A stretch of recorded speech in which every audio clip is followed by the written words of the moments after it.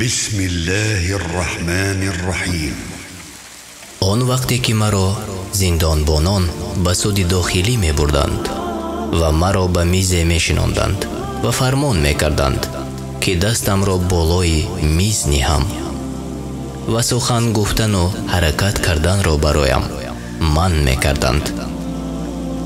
همان وقت چگونه صدا بلند کردنم به همسر و برادرانم به یاد می آمد، ولی خیلی اندوهگین می شدم از نادان بودن خود.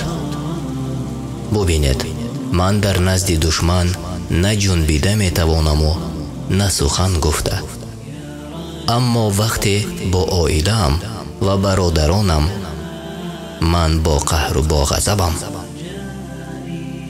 بعد این تجربه قهر و غضب و احساس ناپسند کردن را از خود دور کردم.